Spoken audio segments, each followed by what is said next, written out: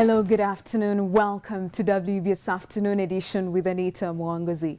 UNEB has released the 2014 A-level results with 171,024 students failing these exams. The results also indicate that students failed science subjects, with girls doing much more poorly compared to the boys. Details of this story will be coming right up in our subsequent bulletins. In other news, about 3,000 men are diagnosed with prostate cancer every year at the Uganda Cancer Institute, according to Mugisha Noble, the head of a comprehensive community cancer program at the Uganda Cancer Institute. Most of the cancer cases are diagnosed when they're in advanced stages, however. Dr. Mugisha urges all men at the age of 5 to interest, not 5, or rather 50, to interest themselves in prostate cancer screening, which is free of charge at the Uganda Cancer Institute.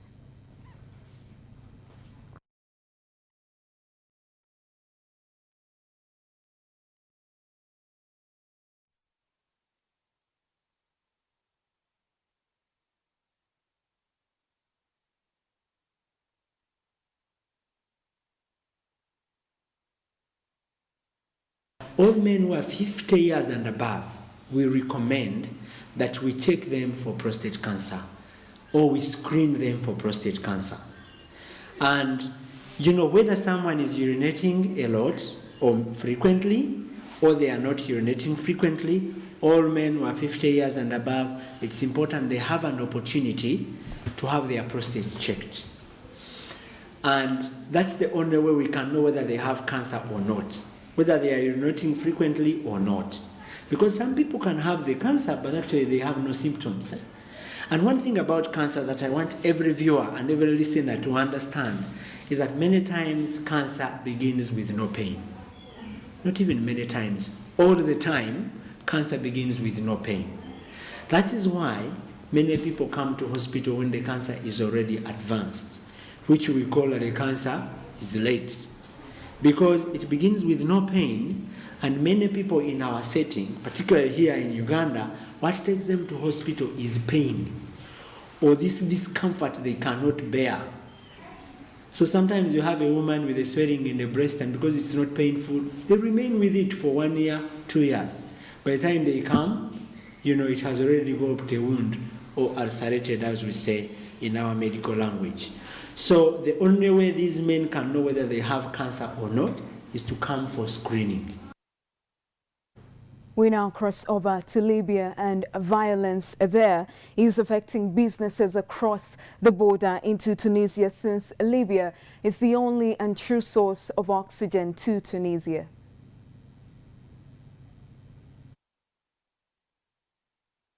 Not many customers come to Ahmed Kassir's shop these days.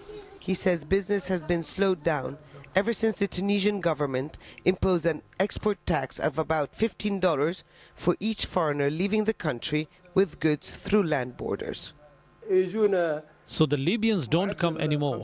I used to have 50 to 60 clients per day. Now there are none. My income decreased. Our situation got worse with the chaos in Libya. The World Bank says that cross-border illegal trade is costing Tunisia more than $600 million per year, and as a consequence, the government decided to clamp down. Southern Tunisia lives mainly off oil smuggling from Libya, but since security has been beefed up all along the border, this illegal trade has come to a stop. And now there's little to do for most of the people here. Nothing will change whether one talks or not. It was daily trade. They call it smuggling. It was just enough to feed us, nothing more. Now there is nothing. The situation has hit young people particularly hard in an area where economic development is close to none. Some say it's so dire, it's pushing some of the youth to look into the wrong direction. The youth in this country are under pressure to find a solution.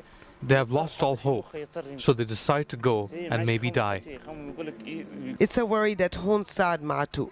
His two sons of 28 and 30 years old are unemployed. He says they are at breaking point. They could steal, they could look the other way and join ISIL. They have nothing to lose. Of course, some will go for sure. The government is doing nothing for them. My sons are disgusted. There is so much danger for the youth now. People here say their area is safe for now, and no one has joined the ranks of ISIL so far. But they wonder how much worse things will get as the crisis in Libya continues to deteriorate. WBS Afternoon Edition continues shortly. Stay with us.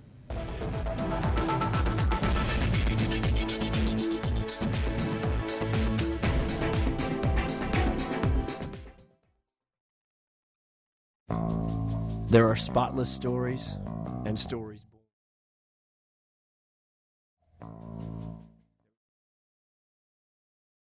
home.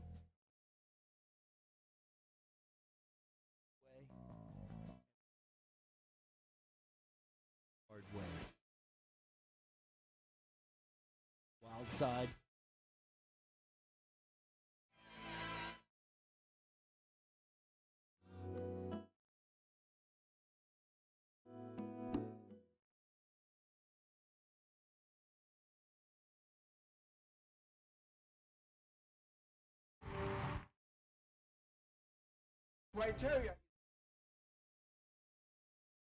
Criterion. On which exact date was the...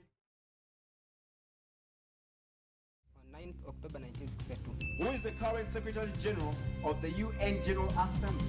Ban Ki-moon. A lactometer measures the density of which substance? Milk.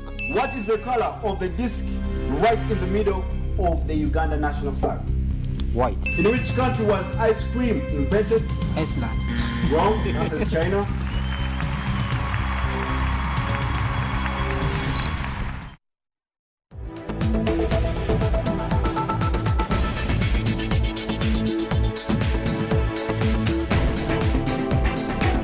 Welcome back to WBS Afternoon Edition. The Islamic State of Iraq and the Levant ISIL group has released a video showing its fighters using sledgehammers to smash ancient artifacts in Iraq's northern city of Mosul. The 5-minute video shows a group of bearded men in the museum using hammers and drills to destroy several large statues, including one depicting a winged bull Assyrian protective deity that dates back to the 19th century BC. Priceless statues, some more than 2,000 years old, have been smashed to pieces. The director of the Mosul Museum has confirmed this newly released video of men with sledgehammers is genuine. The UN's cultural agency called for an emergency meeting over the attack on Iraqi heritage. I think the destruction of artifacts, as we're seeing in Iraq today, is reprehensible. It is also in violation of the latest Security Council resolution we've just seen, Resolution 2199. The Director General of UNESCO has just asked the President of the Security Council to convene an urgent meeting on this matter so that the Security Council can address the destruction of artifacts. As you know, when history is destroyed, you also destroy the future of a country. You fuel sectarism, you fuel even more violence. Robbing the millennial culture of Iraq puts its future at risk. Well, we apologize for that. A Hong Kong woman has been jailed for 6 years for beating and starving her Indonesian maid and keeping her prisoner. Lo Wang Tung, who has faced and now faces a maximum sentence of 7 years, showed no compassion to Iwayana Sulistianingsi and other domestic staff, the judge Amanda Woodcock ruled. In delivering the sentence of 6 years in prison on Lo Wang Tung, nearly the maximum that was able to be given in this case, the judge Amanda Woodcock dismissed her claims by her defense attorneys that she was a good wife and mother, and that her obsessiveness with the cleanliness of her apartment, which seemingly led to the way that she treated her domestic maids, was only because of a skin allergy being suffered by her son. The judge said that there was enough physical proof to substantiate Irwiana's claims of months of abuse, virtual slavery at the hands of Mrs. Law. Law had been found guilty in a previous hearing of 18 of 20 counts relating not only to Irwiana but also to another maid. During the sentencing, Mrs. Law kept her head bowed, showing no obvious reaction in what was a packed courtroom. This is a case that has gained international attention. Many media were inside the court and also rights advocates, and Irwiana herself. She had been there for the original judgment, had come back to Hong Kong for the sentencing and came out of the court to give her reaction to this.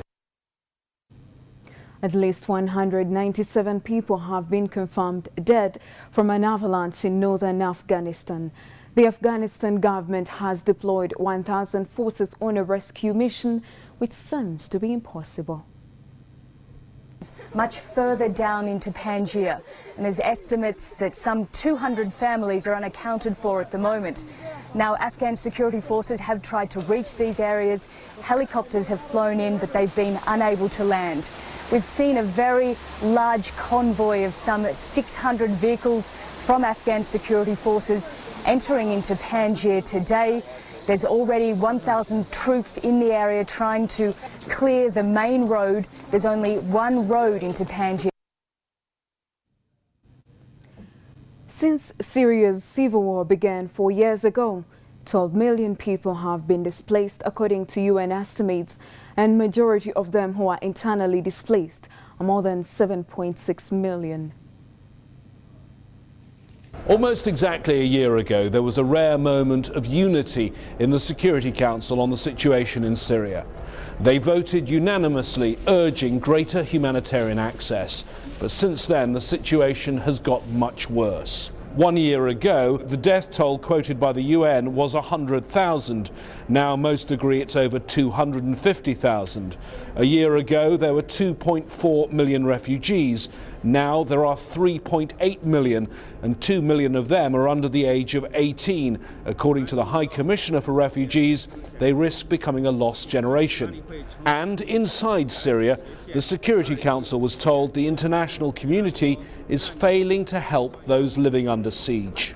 Over 2 million people in Aleppo and Daraa governorates have been affected by willful denial of water and electricity by parties to the conflict this month. Of the 212,000 people who are besieged in conditions that deteriorate every day, only 304 were reached with food in January. The Security Council was told the barrel bomb attacks are intensifying and increasingly access to aid is being used as a weapon of war. It was a sobering meeting, and at the end of her speech, the US Ambassador Samantha Power said, "If this doesn't motivate us, nothing will." For the sporting action now, do stay with us because Nsikeye Mizanya will be coming right up next with all of the sports action. I am Anita Mwangizi. Good afternoon.